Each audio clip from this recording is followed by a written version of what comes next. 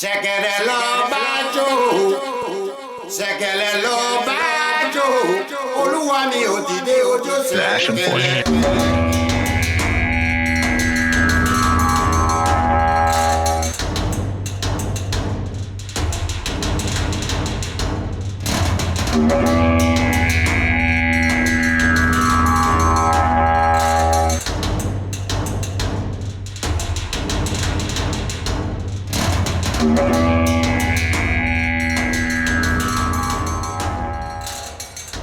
Ashen's the Ashen Forge. Hello and welcome to the Ashen Forge. I am Phantom X, joined as always by Diggs and the legendary Neurotoxin. How's it going? Great. Going all right. Was just watching TennoCon yesterday. It's their 9th anniversary convention, and the game's 11 years strong. So not Which really game? an MMO. Warframe. Which game? Warframe. Okay, there we go. Okay. It's not an MMO, but they keep on working on it. They're continuing to put in quality of life effort. So it's not an MMO. What is it? How many people play together? It's common hubs and max squad for people in missions, except some other special missions where you can have more than 4 people. And there's some PvP sort of stuff if you want to, but it's purely optional, and there's nothing seemingly content locked behind it like Destiny 2 does. So, yeah. So it's closer to co-op? Yeah, it's definitely co-op. It's 4-player instance semi-procedural mission co-op. That's how it's always been. And all sorts of fancy tools and weapons. They gave some free stuff out during the stream. They've got other freebies coming up during future streams. They've got their 1999 mode coming in winter this year, which looks rather interesting. Add some more single player that you play with other people game complexity to it. Why 1999? Because it's a sort of alternate Earth where Y2K did happen because someone came back from the future and brought a whole bunch of stuff with them and kind of created the game's current timeline as it exists. We don't know much about it because it's barely just been revealed. Okay. And so is it gonna is the aesthetic gonna be 90s tech? Yeah, they even have 5 new tracks that they've added for the game. One of them is featured. The new boy band Online was the song Party of the Lifetime. And the end of the little trailer, spoilers, they become the infested lich monsters that will haunt you. I believe their music may actually play while you're fighting them, which is hilarious. It very much not nails like the NSYNC and like Backstreet Boys sound. In fact, there is a lyric that specifically references kind of both of those bands all in one tiny little spot. So the there's something towards the end of the song where it says, something don't erase us. So I would imagine that's going to be like a creepy sort of thing that they say when you're fighting them. Yeah, it's going to be fun. It's going to be interesting. They've got some other sort of stuff coming. It'll be fun to play, but by the time it's here, I'll be playing Ashes 2, Alpha 2. And Warframe is in the future? Yeah, super duper future. Okay. And then, so they also showed off Soulframe. I took a little bit of that. They had some different universe entirely. Yep. More to show. And it seemed intriguing to me. I had noticed that I had joined the website, but they did not pick me for their closed test. Well, they're going to be bringing a lot more people in soon. Yeah. So you'll probably get in soon enough. Looking at the combat, that's about the combat speed that is in my sweet spot, which seems a little slower than Ashes. It is and it isn't. Like when the enemies get up on you, I actually have a lot harder time trying to engage in like mechanical close quarters combat than I do kind of getting their attention by throwing the sword at their head, recalling the sword back to my hand, and then blasting them with a spell. Mm-hmm. And then while they're stunned or knocked down or whatever, to start hitting them with finishers, finish them off, or whittle them down that way, and that sort of thing. I'll eventually start resisting that spell. I use a different spell to do different things, but yeah, just sitting there like trading blows. It's closer to a Souls-like in that way that you're not going to last long if you can't dodge and parry every last thing.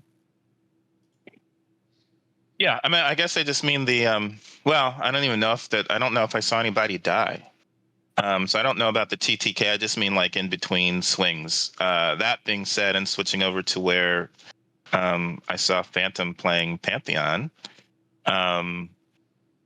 Pantheon looks very much like EverQuest Next to me. Not EverQuest Next. EQ2. EverQuest 2.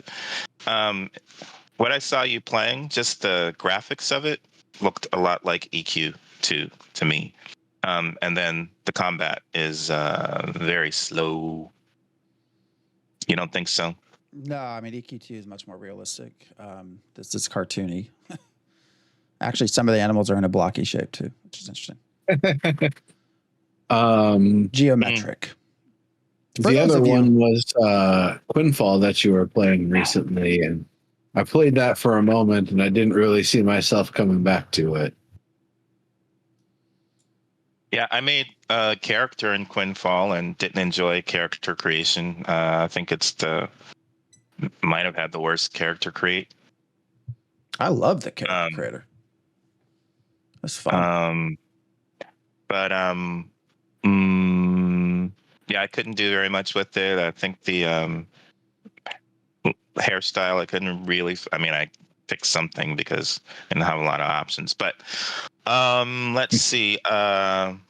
No, I think even when I was looking at Pantheon, even just going into a house, the house that you went in seemed like a EQ2 house. It seemed very like they got very close to a 2000s aesthetic versus a 2020 aesthetic for Pantheon. But I did like the aesthetic for Soulframe, so I'm gonna have to check that out when it comes out and see what their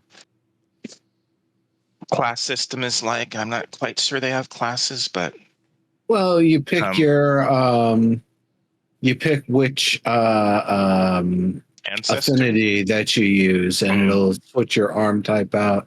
It'll give you different powers that you can access with it, and the weapons themselves are able to be reforged and specialized in different ways depending on the way you try to play and what your build is. And I'm sure there's going to be a lot more going into it that we haven't seen yet. So I would imagine there's going to be a lot of min-max build craft stat distribution, but done in a different way than the module system that Warframe uses in the first Descendant. Like very, very obviously copied. They copied a lot about Warframe, honestly. Of course, yeah. And they didn't do it in a Blizzard sort of way where they copied it but did it somehow like better and more polished. No, it's like, it's okay, you know, it's a slower pace for sure. You're not like bullet jumping and dodging everywhere to get around, but the whole like mod system from it and the whole economy of normal version and special versions of the characters being two separate sort of things, that's straight out of Warframe. It's hilarious. Like that stuff is just ripped right on out of it. Like if that was a graduate student, if it was a graduate student essay or a graduate product, I'd be like, you are plagiarizing. This is plagiarism. You get a C. It's just a fantasy version instead of a sci-fi version. I mean, that's not surprising. So Phantom, you played Quinfall and Pantheon this week. So any preferences, or would it depend on how many people are playing with you? Just want to point out to everyone listening, this is where we've entered a period of it's hard to cover Ashes of Creation at this time. So we have many other games. What was your question again? Which one, Pantheon or Quinfall? Which one did you prefer playing, or would it depend on how many people are playing with you? Okay. I mean, neither. I mean, Quinfall's a game. It's not at all early access. It still has a lot of work. There's no quest. There's no lore. Combat animations look good, but you get stuck. So, like one of the animations is a multiple hit thing, but the second hit always misses because it's weird. There's a lot of stuff that needs to be improved on Quinfall, but it actually exists. So that's something a lot of people gave them shit about, but it's real. It's there. I played it. It's a lot of work. But Pantheon, gosh, what to say about Pantheon? Pantheon's trying to be an old school MMO, which I can appreciate. However, I think there are certain things from the past that should be left in the past. I think a lot of our past games were limited by just technology at the time. And so, because we had to deal with something back then, does that mean we should deal with it now? Not always. The biggest thing that drives me nuts, there's three things about Pantheon that drove me nuts playing today. And this was the first I've played in this whole series since they've changed art and all this direction. There's no map, no mini map. Now I get it. Ashes. EverQuest was like that, and so I can appreciate that. But it's I don't like it. It's you do have to learn the layout, but I want at least a mini map. I mean, I don't know. That drove me nuts. The other part is the combat. The combat is just, very, very slow. Very slow. So, I started out with a ranger, got my ass kicked right away. I don't even know why. I was trying to kill a small rat and it just beat the shit out of me. I think it wasn't even I don't think I even got this little tiny rat down to half health. So I switched to a paladin and have had a much easier time. The other thing is the harvesting parts too. So resources are super scarce, which is kind of shitty for crafting. And then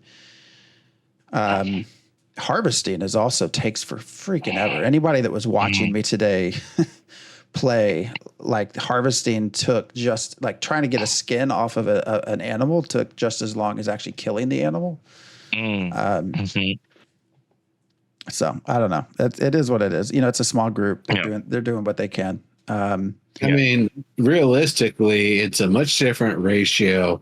How long it takes to kill an animal versus how long it takes to break it down and butcher it and, put it on ice or whatever if you're out in the field. Like I think about how long it takes a modern hunter from the time they take the shot to, all right, it's dead, to when it's actually skinned and tanned and, the antlers are put up on the wall and you've cooked a steak out of it or whatever. And, you maybe need some sausage with the intestines or something. I don't know.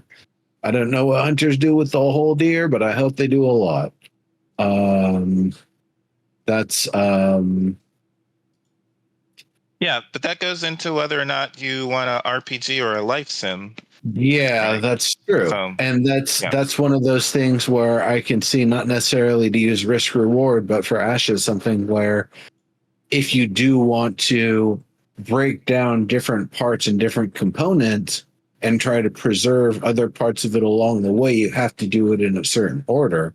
You can't just go straight in for the steaks if you haven't, skinned it first and you haven't, dressed it and prepared it, but at the same time, How much of that is something you want to do in the field, or perhaps maybe this is at the point where we actually consider large game animals as something that you have to bring back on a mule as cargo if you want to really break it down, that a carcass is a large object.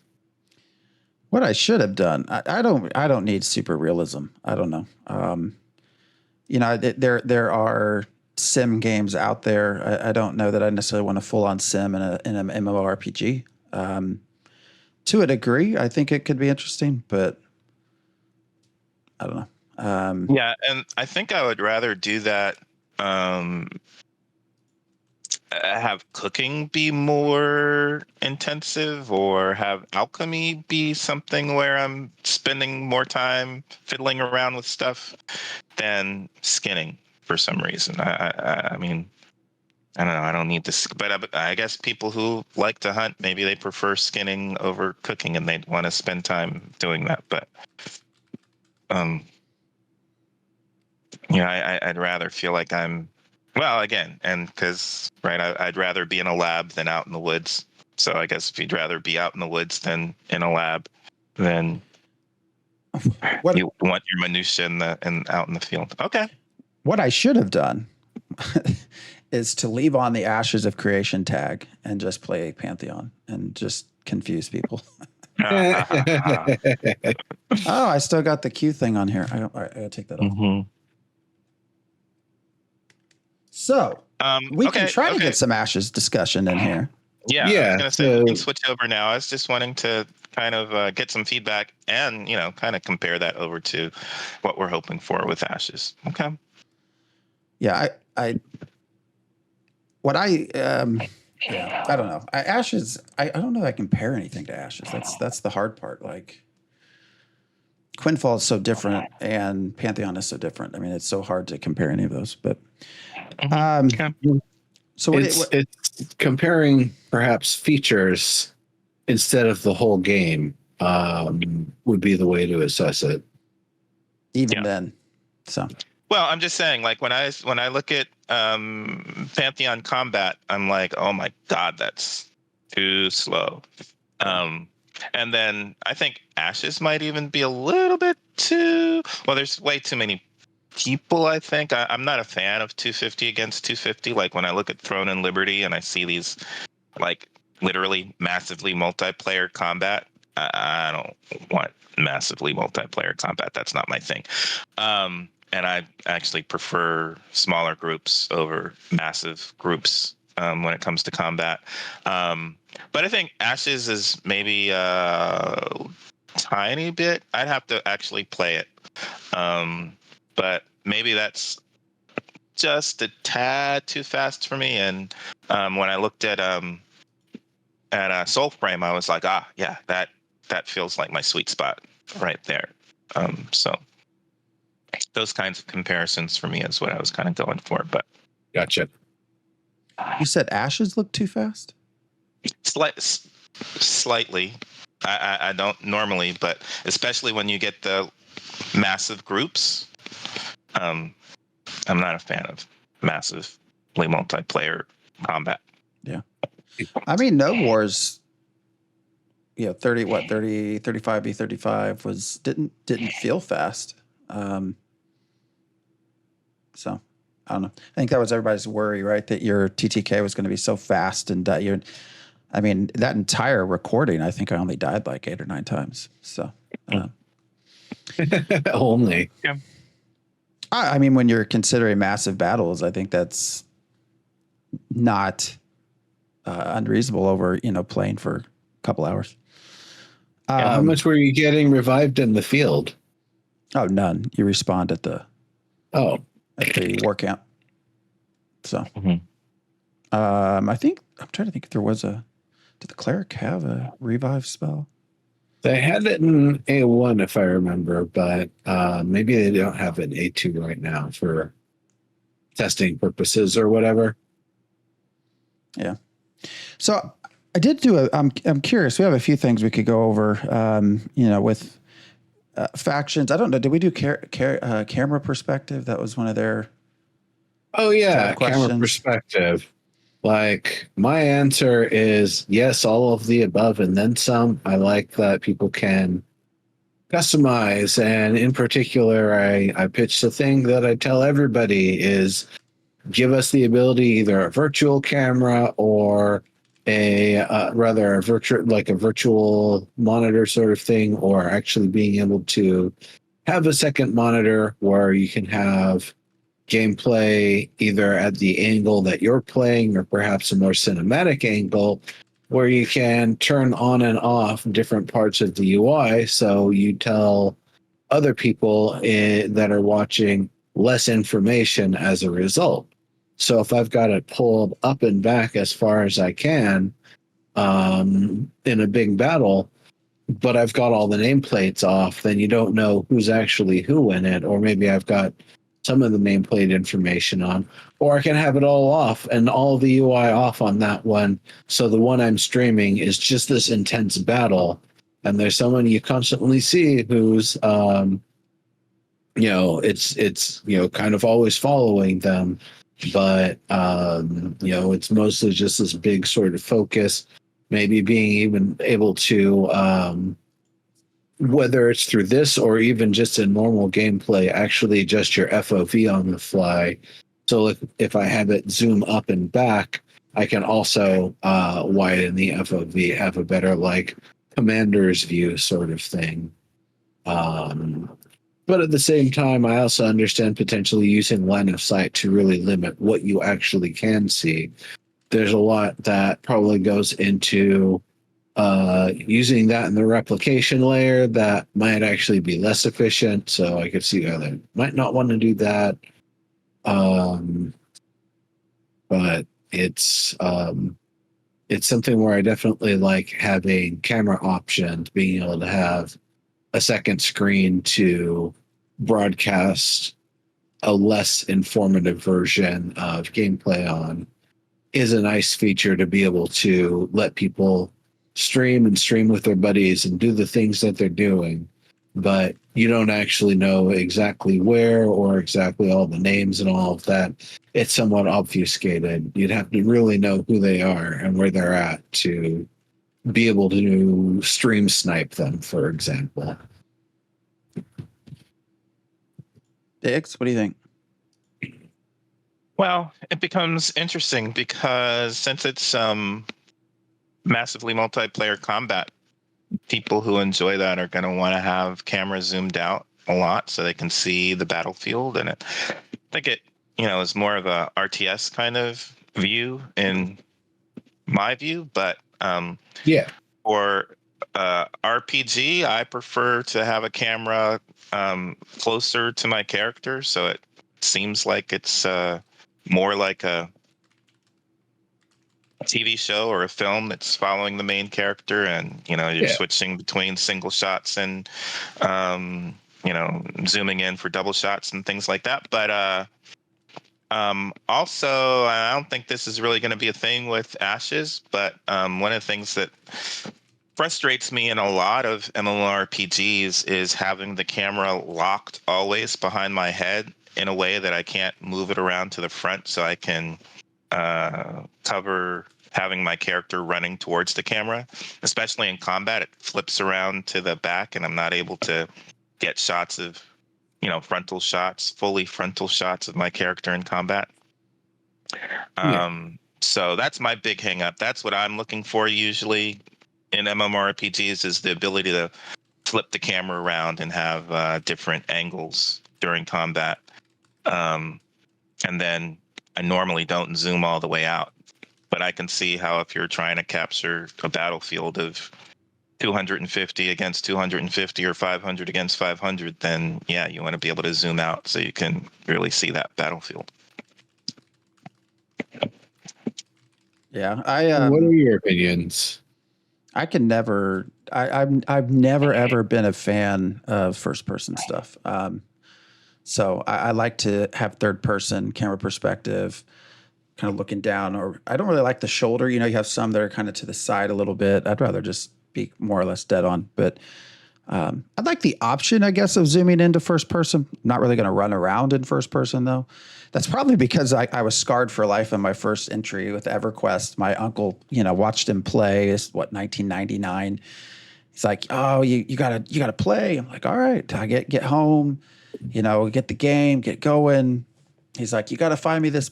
I forget where, Kinos or wherever it was, but tried to fight a snake, first person.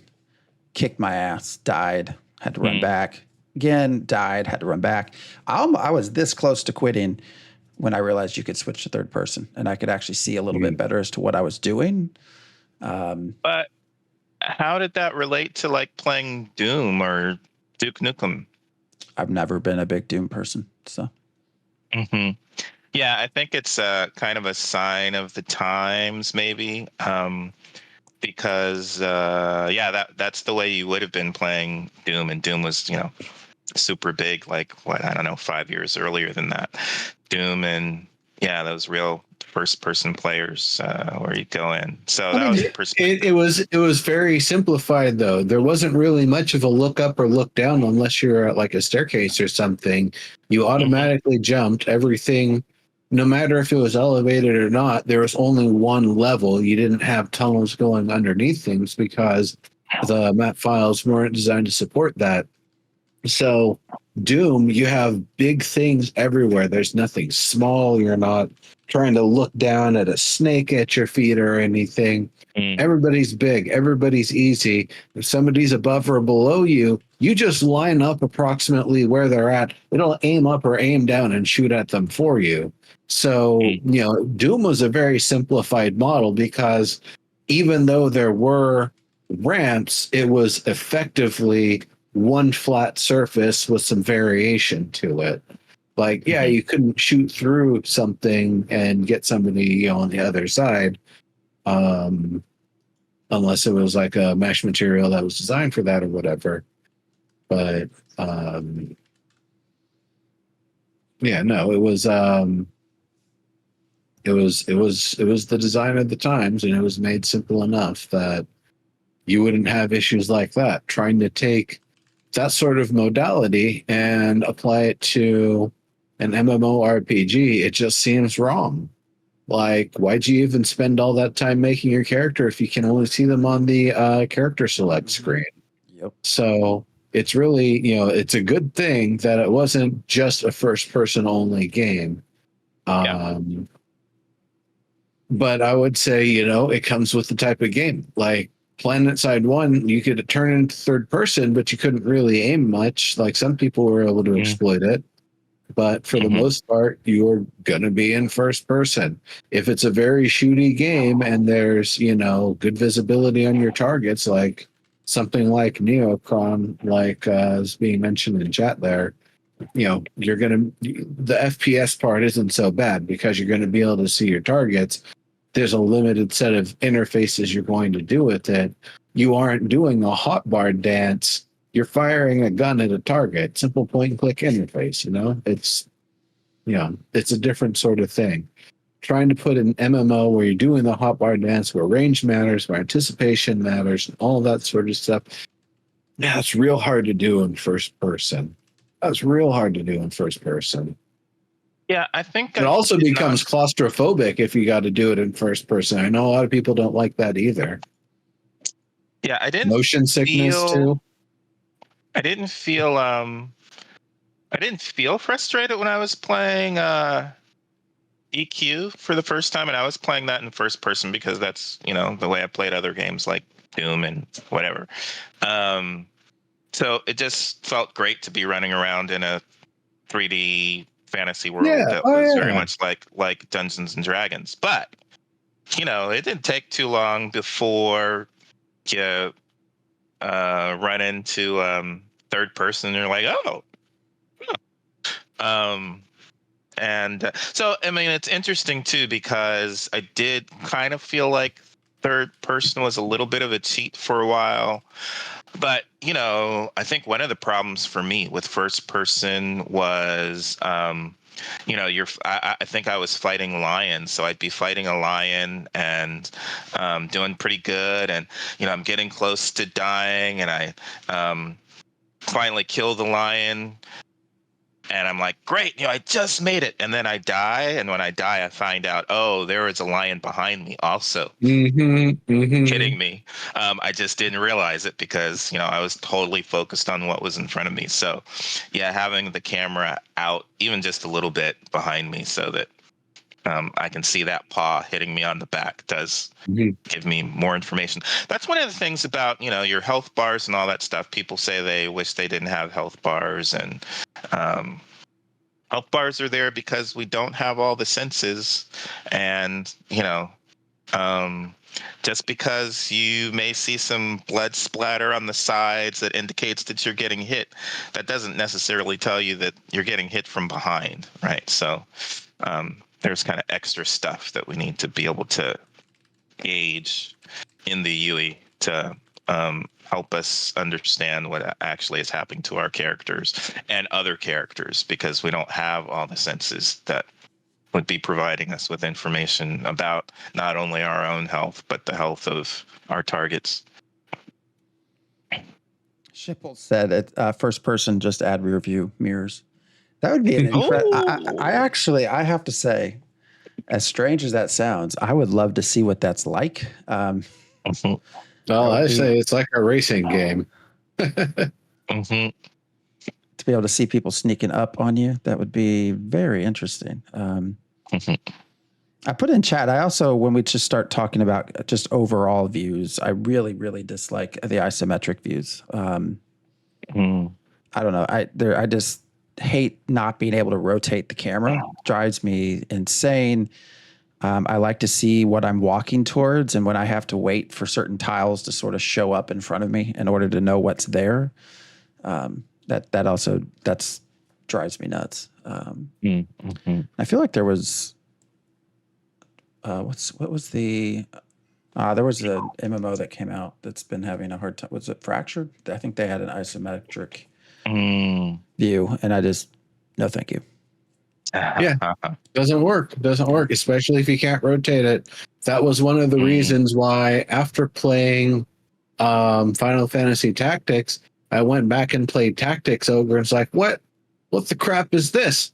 Why can't I rotate the camera? There's clearly stuff behind here that I'm having a hard time seeing.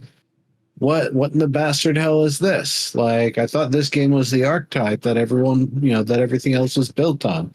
Well, the archetype, it's like first edition D&D.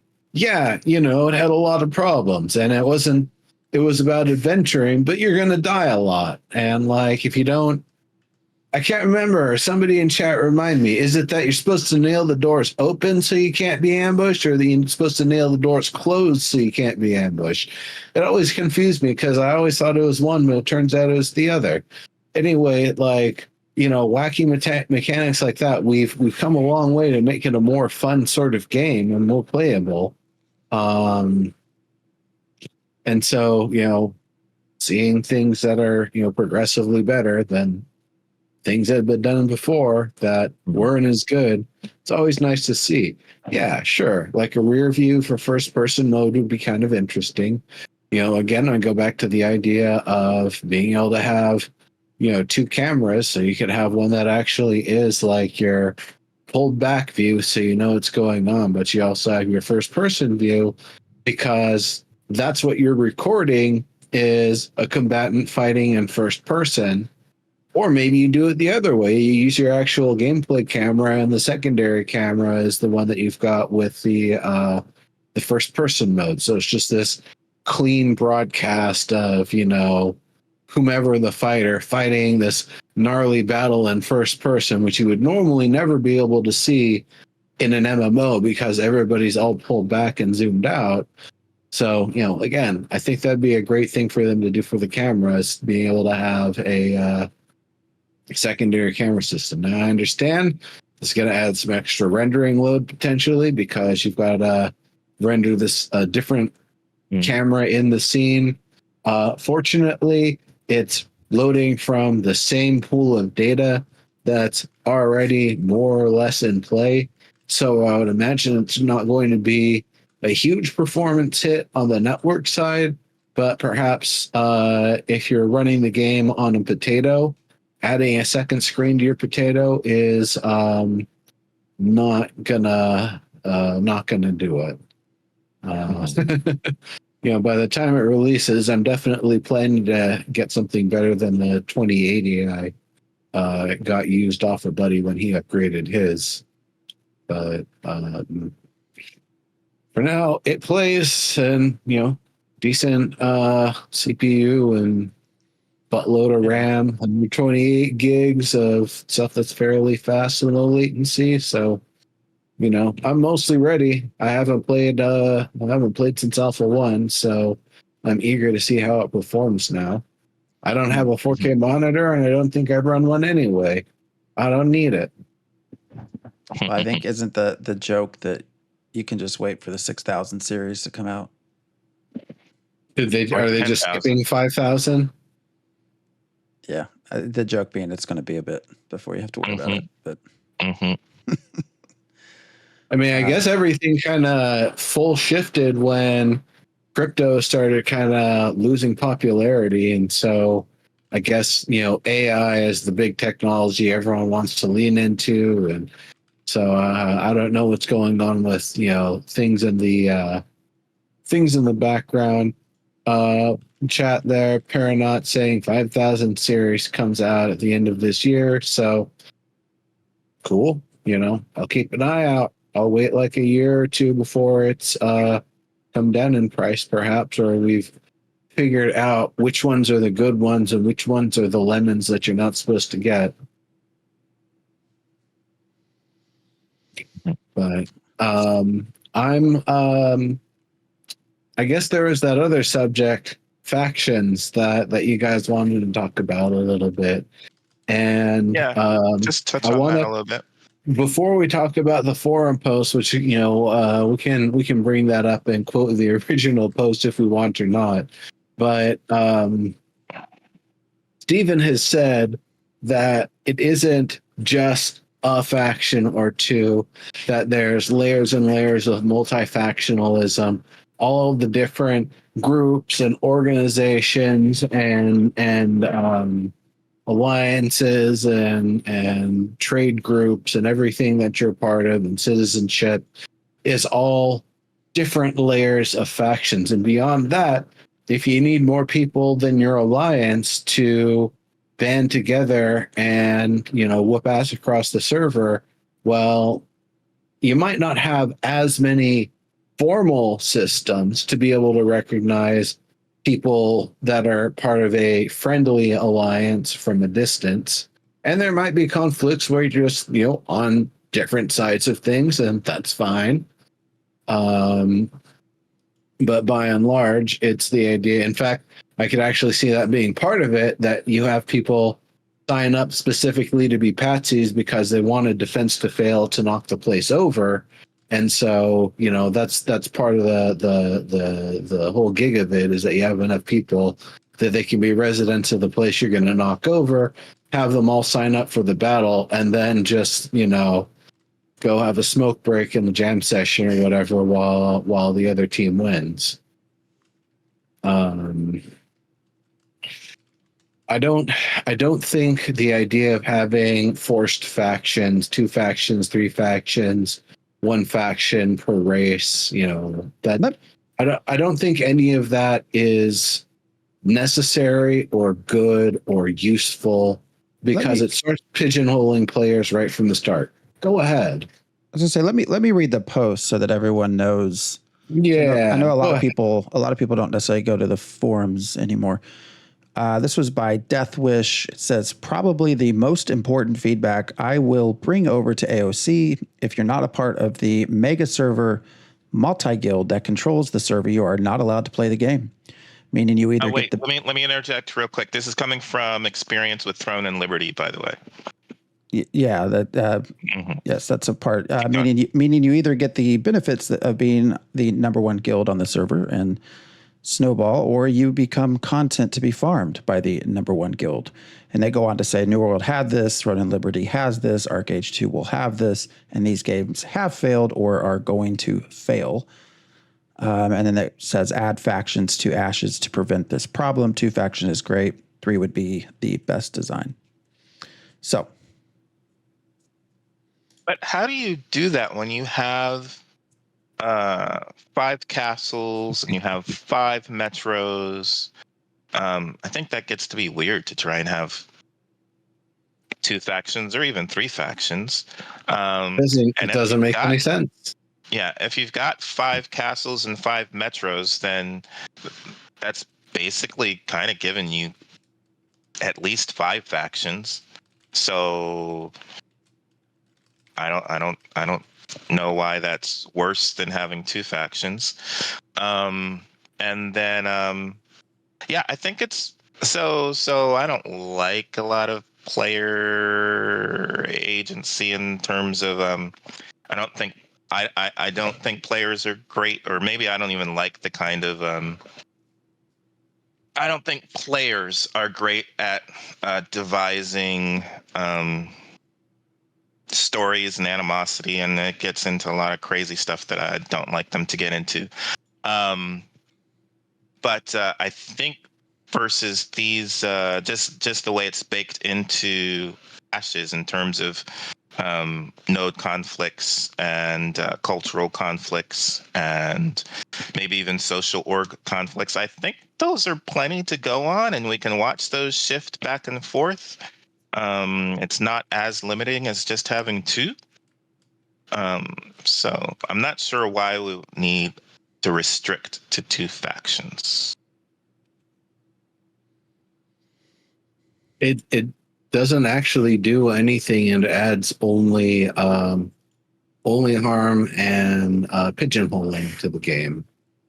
It doesn't allow for players to play the game in the way they want, so that the stories and the narratives and the way the players play it are the things that dictate what goes on. Instead, it'll just be this side versus that side arbitrary struggle. And I'll go back to New World on this one. An arbitrary struggle among people who are specifically there trying to defeat the ancients and the corruption to restore Vera. To stick them into 2 warring factions is the dumbest narrative thing, wholly unjustifiable with everything else they're trying to do. Exactly. It wouldn't work. Well, it just, again, doesn't make a lot of sense for sure. And kind of frustrating. And I think in the way that you're saying is that it makes the RP, if anybody is going to RP, like way too lazy. Like you don't have to do anything. It's already decided for you. It's always going to be the case that my faction is against your faction, and I'm going to you're my enemy just automatically as soon as you load into the game, and that's never really going to change. There's no possibility of that changing because it's mechanically set by the game itself, rather than alliances might shift back and forth. The concern is about a mega super guild, but one of the reasons why we have these nodes and different guilds, like the guild size is limited in Ashes, and it's limited specifically so that it can foment strife among mega guilds. Not only if you're, you have a 300 person limit for the big guilds, and then those could go down into smaller guilds. So I think Ashes has numerous ways to kind of add incentives to break up mega guilds. So we'll have to test it, though. It'll be interesting to see. And Ladulu, or Silver, as we used to know him, posted a really great video as sort of the counter argument to factions, which was the Eve video. I don't know if you watched that, Diggs. Which shows in Eve, of course, they have, these non-factions. So they have these big groups like Goon Swarm and people like that take over big parts of the map over time. But it's a video that actually shows, over the years, the sort of growth and change of all of these different guilds and what they own and how big they are, how small they get. The point being that inevitably they always fail. Somebody always comes in, does something, takes over, takes part of their land. There's never this one consistently dominating everything. It's actually very interesting to watch, seeing that sort of life of Eve, which I think is kind of what I've always said we're going for with Ashes, is sort of a high fantasy Eve, in my mind. Which I wouldn't play, but okay. I mean, it's not exactly the spreadsheets in space sort of thing, but well, it's close. It's definitely got a level of bureaucracy and region level management that I think about it in Eve as if you could go from null sec to low sec and even up into high sec and start raiding and taking over the bases until you've actually got a high sec 1.0 that you took over by assaulting it with a mothership that was too badass for space security to actually do anything about it. It's like, yep, all right, this high security place that means you guys have to continue security patrols is now being in control of our corporation, not the corporation that used to run it. Sorry, suckers. Yeah. So, but I mean, even I put this in chat. Even Steven's guild, White Order, eventually lost traction in Arcade. So I mean, people rise, people fall. The whole point is trying to keep people interested or not. And if they lack faith in you, they lack interest in your guild, then they're going to leave, and then they're going to go cause problems. And that's the whole point of this. Plus or minus half your guild just leaving for a more shiny game. Yeah, that too. I felt like in New World, specific to having factions, like those factions never even mattered. Like I don't understand. Super arbitrary. We're here trying to solve this curse and get off the island, or at least understand it, but because these dicks have these opinions, these dicks have these opinions, and these dicks have these opinions, you got to pick one set of dicks to join and be a dick. And, that's your only choice. You got to be, there's 3 dicks, you got to pick one. Like, that's terrible. Yeah, but I mean, even well, I was going to say that's kind of interesting because, like, I think in New World, I mean, the factions were frustrating and kind of meaningless. But in terms of guilds, I mean, guilds would come over and take over towns, and people would complain about that, but it didn't seem to have really any connection to factions.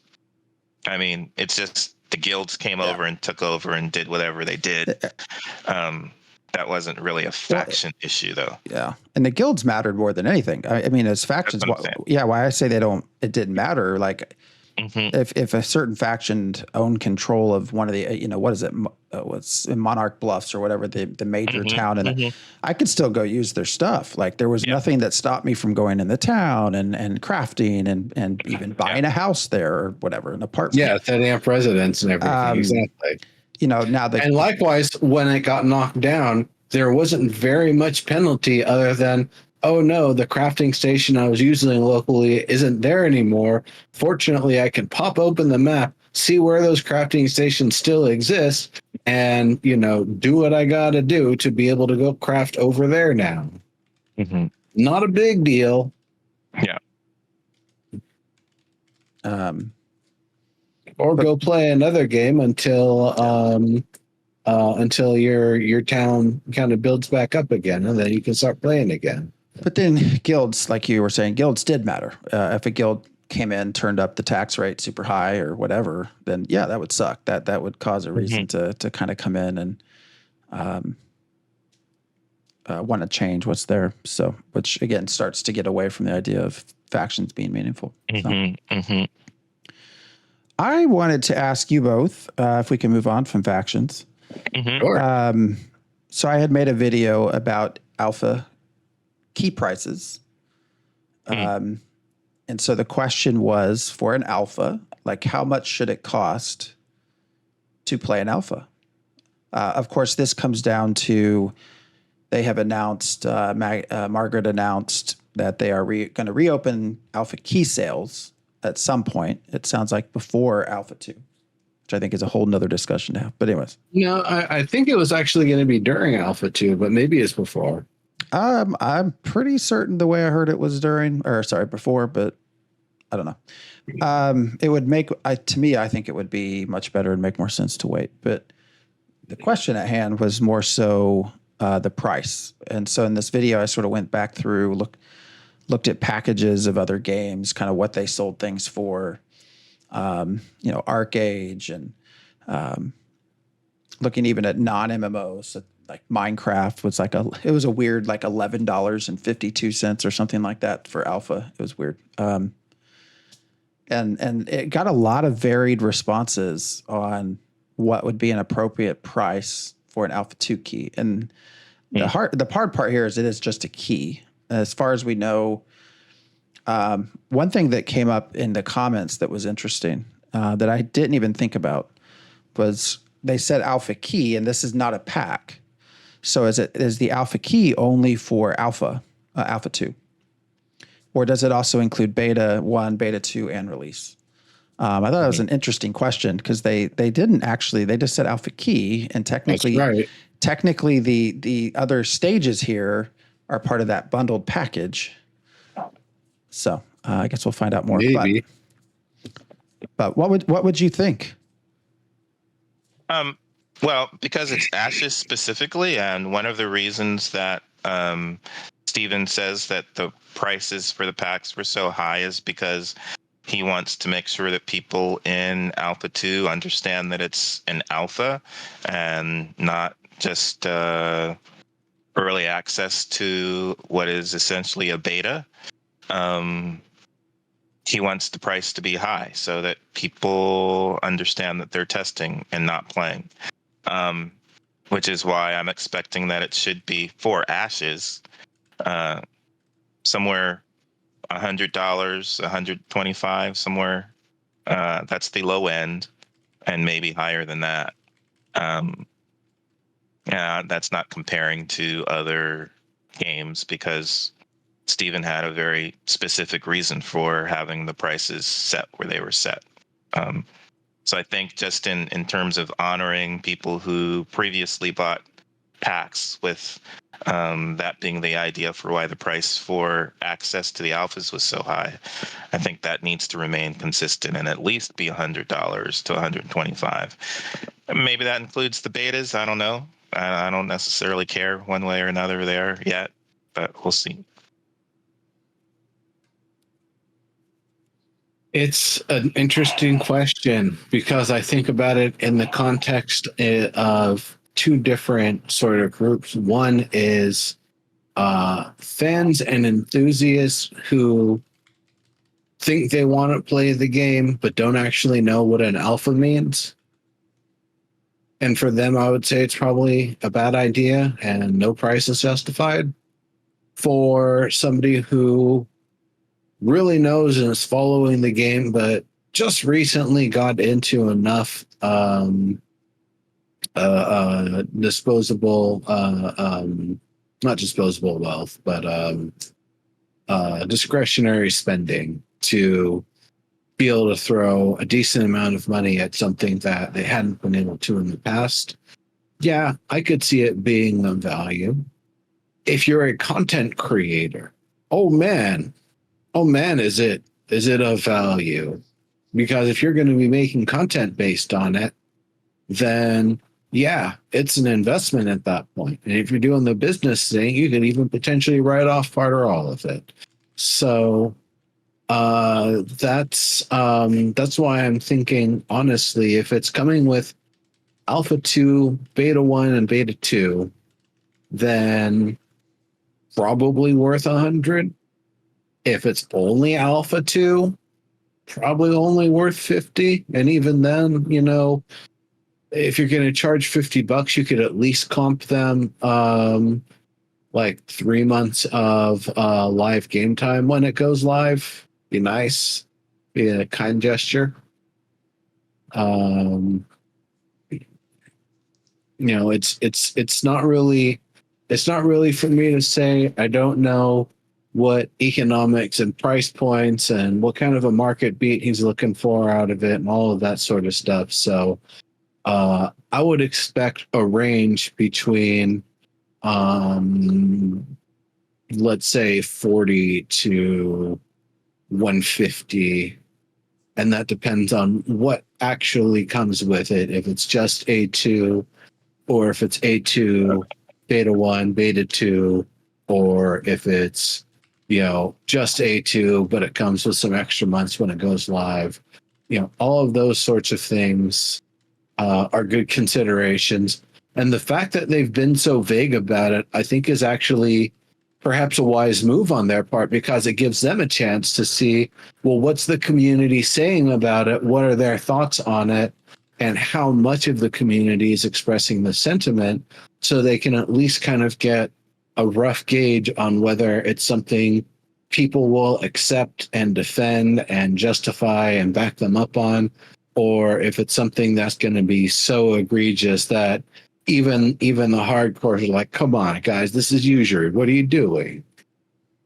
So, you know, that's kind of my thoughts on it. They'll figure it out, and I think the fact that it was even left vague like this is probably going to be one of the reasons why they'll be able to figure it out with a little bit more confidence and a little bit more feedback. It's a tough spot to be in, I think. I don't know why. Yeah, straight to the bank. Yeah, I don't know why you announced this, because, well, you there's a lot of different parts to this, right? So, you know, a lot of people are saying, well, $20, because the $20 actually is about a normal price to get into an alpha when you look at games that are out there. Bitcraft, some of these others that are smaller sort of MMOs, $20 typically is what it costs. Now, this is a true alpha state. So, you know, do you want just anyone that can spend $20 coming in? You know, are they going to be good testers? Are they going to give you good feedback? Probably not. I should have turned that off. I forgot. Always. That one always likes to get you. Yeah, and it's probably going to come back again. You know, so $20 seems pretty low, you know, for what they want. Because you know, I hope it's not just about money, that they actually want people giving them feedback. You know, if you go too high, then I think you also start to, you know, push away some people that would be good testers. The other side to this too, though, is, you know, you have all these people that have paid $250 or $375. Kickstarter was also kind of up there, and, you know, they're sitting there saying, "Look, I paid $250. You're going to sell an alpha key for $40." Like, wait a minute, what's this about? Of course, they got all of these other things, and actually, I did the price out when you look at the $250 pack that they sold, the Voyager pack. When you take out the embers, you take out the game time, you take out the cosmetics, because you can price all those out. They essentially valued alpha the testing as $20. It adds up to $230. So you subtract those, you get $20. The Voyager Plus, which was what's up, Turgo? Which was $375, actually comes out to nothing. It's essentially negligible, like it's zero. And Kickstarter's even more backwards. You know, as far as the value you got, Kickstarter was actually super valuable when you kind of look back at what things cost now. So I know you got all these. They're just in a weird spot for this. I don't know. I would have waited until you get into Alpha 2, make sure server stuff is okay, and then you start bringing in more people and offering keys. So I hope they do that, but I don't know. I can see both sides, but definitely the people that have already paid a lot of money felt very, very strongly that when I said $50 to $75, that's what I ended that video with. My thought being the average game at this point is like $60 to $70. That's the average price. And so you're targeting people that are kind of paying that price for a game and not something cheaper. Because that's what you are presumably getting is the full game, just no game time. Although that could be wrong. The other thing when looking through this that I've sort of realized is when you go through all of the packs that all of these different games have offered, and I mean, I looked at every ArcAge, Landmark, Albion Online. I looked at all of these games. Ashes was kind of steep. Like when you look at what other games have charged for packages that include access, most like the highest you're going to find is 150. And so here Ashes was at 250. So it was I didn't realize how pricey it was compared to other games that have sort of come and gone in the past, but oh well. But we're also getting in earlier than normal, kind of. Revival has joined the conversation. That was the thought. Yeah. That's true. But, I don't know. There's just a lot of nuances that I found in looking through a lot of this. So it's very interesting. There's a lot of very interesting comments on the video. So, so 901, what else do you want to talk about? 9, what coast are you talking about? It's 701 right now. Still coming through with a raid. Hello, thank you, Raiders. Thanks for having to hang out with us. It is a certain time for people. No, Grunthog, I think it's actually Pacific Daylight Time. There is definitely a lot that I'm interested in seeing in the next live stream. We'll probably talk about that a lot more next week, but what? I'm curious. It's not just the bard, but what sort of features go into their archetype? How do they play? How can they be specialized? Kind of an idea of what games versions of a bard are they kind of leaning on more for this one, or how much sort of unique features are they actually able to implement that are, maybe similar but relatively different than it always bothers me when I see that person hopping in the background. Y'all know how I feel about bunny hopping. Really being able to see if they've actually been able to pull off a truly unique sort of bard that kind of feels and plays differently and in a more meaningful way than we've seen other ones in the past. There's ways. Go ahead. I was just going to say Fupo promised tune twisting. So continue. Tune twisting. Yes, that'll be nice to see. One of the things I've been kind of wondering about is if there's ways to specialize in building up their bonuses and features through what the people they're buffing are doing. Like if you're playing a sort of battle song for close quarters combat, that the more your people deal damage and the more they take damage and the more they block damage will start enhancing your ability to buff them further and further. Either the level of the buff itself starts to grow or multiply in some way, or that it actually starts growing stacks that have a buff overload mechanic, that once you've got 10 stacks of this bard buff, you explode with super badass power.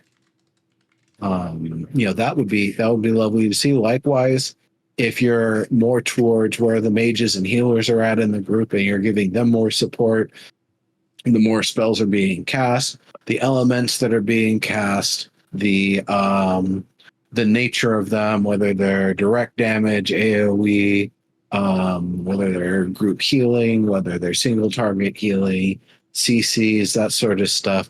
All of those sorts of things start to kind of mingle and give them the ability to give, it might be a little bit of a hodgepodge of what bonuses you're getting, but so long as everybody's playing well, you're going to keep on firing off those bard bonuses and just being able to fire off more and more powerful abilities. I'd love to see something like that where it's not just what you're doing as a player, but as a bard, because you're leading the performance, but you're part of the performance, that what your fellow actors are doing, essentially your fellow performers are doing, is feeding your ability to kind of perform in different ways to then enhance more of their sort of actions. It's a very kind of, working with players who do better and do things effectively will constantly feed off of it, sort of thing. Even doing that sort of thing in a small group where you're just getting a little bit of this and a little bit of that from all the different archetypes, having that kind of push over a buff here and there that gives, a bit of benefits to everybody. Or maybe if you've just got a rainbow hodgepodge, it pushes some different sort of buff that's like, all right, everybody's got, double HP for 30 seconds or something like that. Whatever sort of cool stuff. It'd be nice to see something like that. Is that what they're going to do? I don't know. I'm not a fly on the wall in the design room. I'm sure they've got something real good planned. I'm excited for it. Probably looking to talk about it more again next time, because I've just kind of ranted for the past 5 minutes. So, we can have a little bit more. Yeah. Tune twisting or bust. Well, that's your title for next week. Oh, I got to write that down. Yeah. I think what you had me think of is it summoners that are able to band together and summon the golem? That makes me wonder what bards, a group of bards, might be able to do together. And even how that might affect raids, You could probably host a bar mitzvah. Or well, they have bar. Then they need to have bar mitzvahs in this game. I agree. Fighters making a fight club. Yeah, fighters making a fight club. Yes, everybody bands together. I mean, that is interesting. Like, do you want to see? Well, I guess I don't want to get into it if we're going to talk about it next week. But like, bards actually getting together to play songs, sort of similar to Lord of the Rings online, would be interesting too. So, I get the feeling everybody will be able to pick up an instrument and play it, but likely bards will be the only ones that are actually incorporating it in their combat scheme. I mean, unless you got some special weapon that was designed by somebody who got a unique weapon from the same place the Stuffertons come from, where it's a wand that's shaped like a violin, and every time you point you're holding it by the neck, and when you point it out that way, it makes some funky sound, and you're shooting at the butt of a violin. I would expect that anybody can use a lute or a harp that has, or a drum that has weapon skills associated with it, but the bard is going to have active skills, which interface with those weapon skills and those weapons that other primary archetypes will not have. So, yeah, right. We'll be able to use any weapon. I'm kind of curious how secondaries will work, but I guess that's again stuff we can maybe talk about next week. So there is this expectation. Do you think that they said they're going to announce the Alpha 2 date? So first of all, they've announced the show as on the 31st. So what is that, a Wednesday? Because we are actually going to have another show of our own before. Yeah, it's a Wednesday. Oh, is that what they did? 2 Wednesdays is when their next show is going to be. And they've said they're going to announce Alpha 2, the date. 2-part question. 1, do you think they will? 2, when do you think it is? Brian said that they'd have more information, and he hopes to be able to announce a date. Oh, you're getting last time. You're getting into the fine details. I'm just saying. So, I'm not necessarily expecting a date. I don't know why Brian was tentative, so we'll have to see. Especially if it's pushed back to the 31st, like the last possible date of the month rather than the last Friday.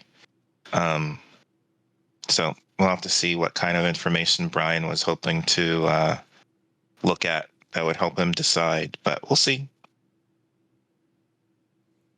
Any thoughts? What was the first question? What was the first question? Just if they would announce anything and when it would be. The odds. So I think if they believe they know when they'll have it ready by, then they'll announce it, or they can announce it, they can start it up, they can show how borked it is and be like, hey y'all, we're gonna put this on pause for like another 3 weeks. I'll wrap up some loose ends. You got to play. You've got the character creator. You can play with that? Ooh. Okay. Now that would be an interesting one, is if they gave us the character creator and said that's phase 1 of Alpha 2, and that it's going to be another month before we're actually playing it. Yeah, I hadn't really thought about that. But no, I think when they're going to bring people in, they're actually intending to bring people in. And so, they're going to try to get it to a state where all the boo-boos and flaws and ouchie spots are as well mitigated as possible, and plan on fixing those along the way as they continue to add the content and features, and keep an eye on what players are saying and doing in order to get a better feel for what content is being engaged by who and how. I still just, I would love to ask Stephen the question, if you could go back and say, we're not going to be open about everything. We're going to be open about some things. If they would go back and do that. If they could go back in time, I would love to ask him that question. Hopefully we get to chat with him. How far back? How far back are you at thinking? The start? I mean, just from the start, rather than coming out with a Kickstarter that says, hey, we're going to share everything with you. But again, that's for sure. He would not be as transparent. But again, that's part of the learning curve of moving from being a gamer to moving to be a developer or producer. Is that you can't do all of the stuff that you would hope would be possible as a gamer.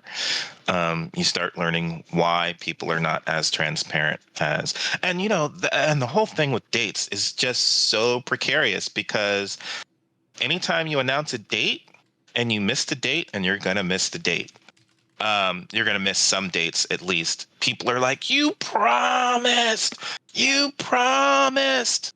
And even when you say it's a tentative date, they're going to come back and say, you promised. And, you don't know that as a gamer, but you realize it after you've been actually on a dev team. That's what's going to happen. So, yes, I think he would realize that he should not be as transparent as he was hoping to be. I feel very, very strongly that a lot of these things would have already, there would already be people in doing more than they are now. Just if not for the need to look as good as you can, because everybody's going to have eyes on Alpha 2. I think that has changed and delayed quite a lot have It's my opinion, but. Well, I mean, again, we still, just because of Steven's perfectionism, we have not gotten those last 2 additions to Know Your Nodes, because the design for nodes has changed, and he doesn't want people to do that same thing. I don't know if it's exactly perfectionism so much as that they didn't know what they didn't know when they first made those 2. Now they know what they know enough that, like, those 2 probably also need a revision because things changed. And, it's fine.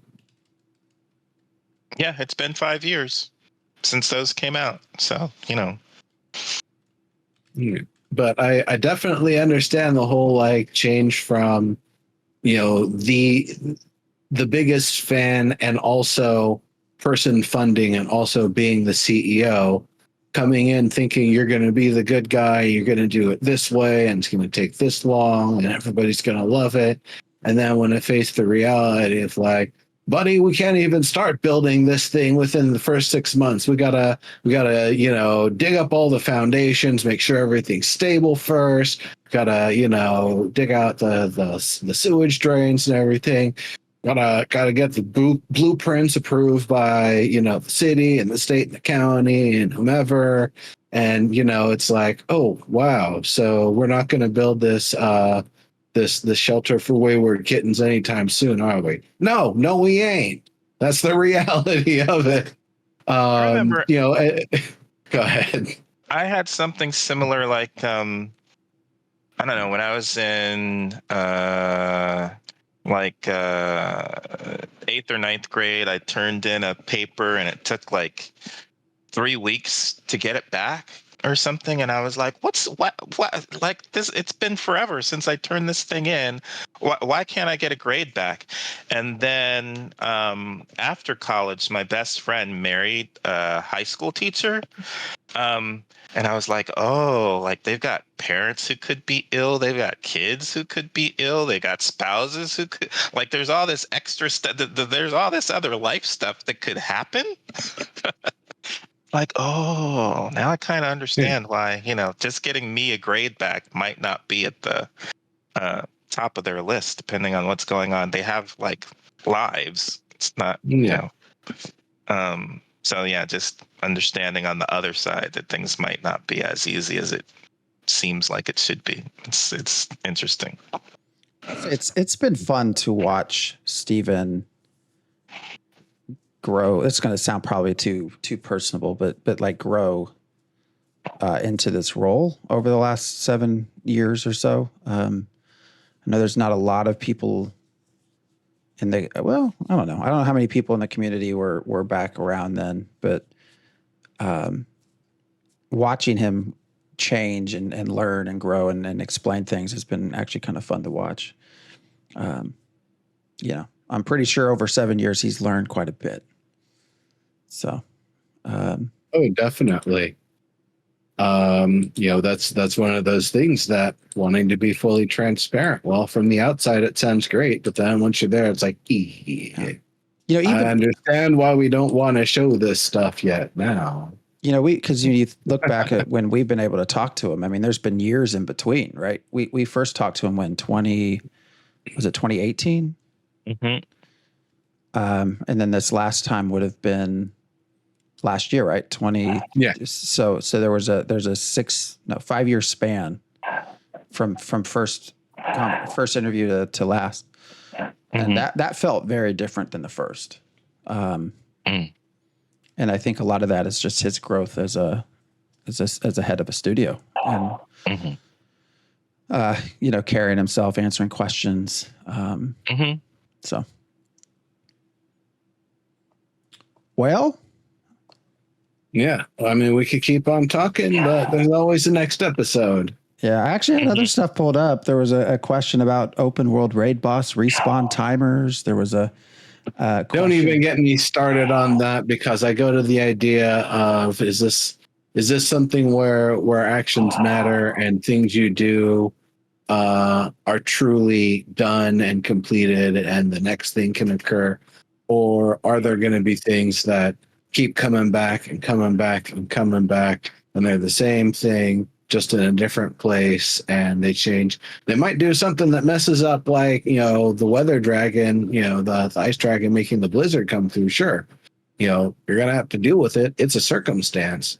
But after it's happened enough, like, what else? Are you going to start building dragon defenses or something? Was there going to be a commission to build a dragon patrol?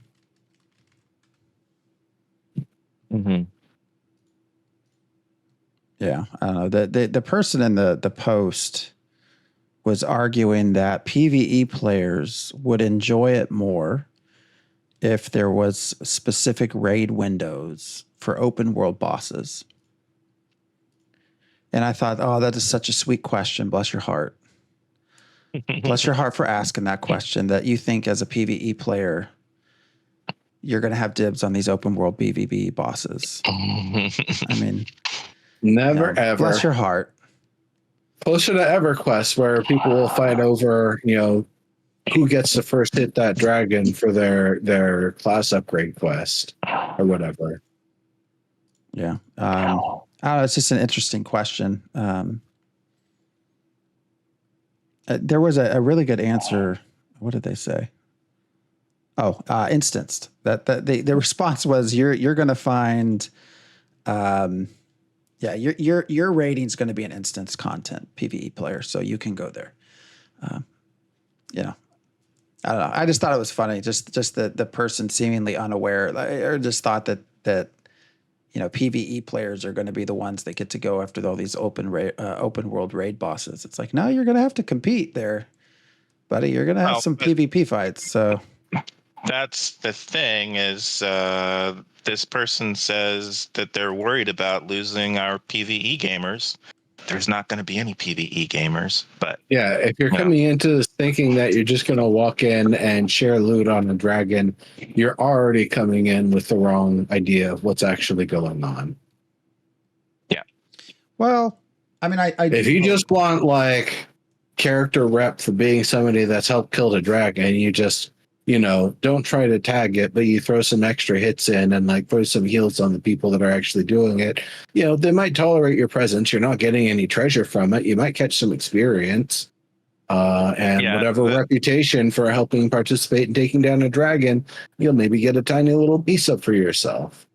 The kinds of PvE gamers you're going to have playing Ashes of Creation are going to be PvE gamers who play WoW on PvP servers. Yeah, that's a good way to look at it. I don't know. This is where I do hope that 20% instance content is challenging, so that you maybe can capture some of these people so that they can go and do some of that raid content.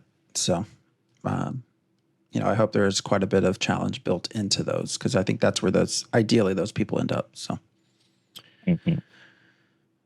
Well, all right. I think we are coming up to the end of our night, almost an hour and a half. So we've started going over about an hour and a half every time now. So I just start saying we go an hour and a half show. Shipple says, what about RP players that don't PvE or PvP? Ashes is not really a game for RPers. I think Steven doesn't even know what RP is, so... we lost so many RPers who used to be on in the first year of Ashes, because anytime they would ask a question about how he's planning to support RP, he'd be like, yeah, you can RP in a tavern. Like, what does that mean? So I think somebody asked a question about that, and he was like, yes, we will have plenty of emotes for our peers. Of course, we're going to have emotes. And they were like, oh, okay. Yeah. Feel free to speak in chat about your character's point of view and emote all day. So, yep.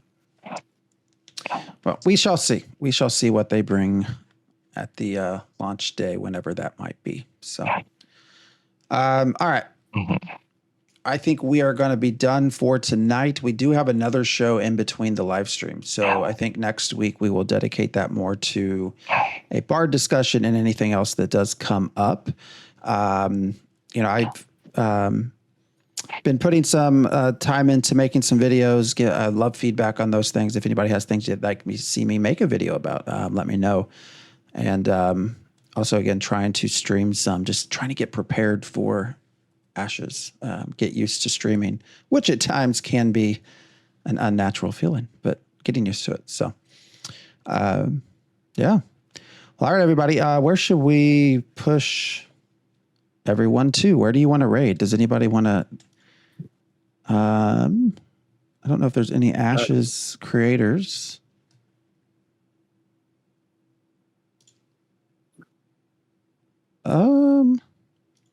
I don't know who this is. Exact GG is the only person that I see streaming Ashes. Or there's Royer. Royer also does quite a bit of content for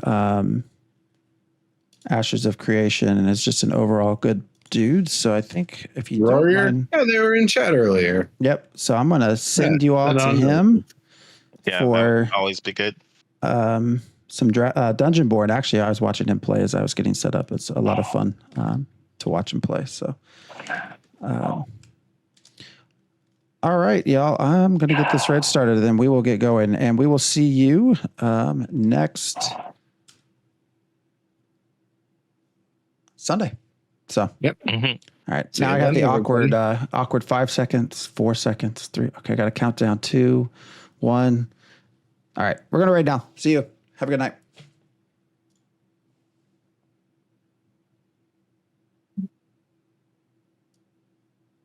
Oh, that kind of looks cool.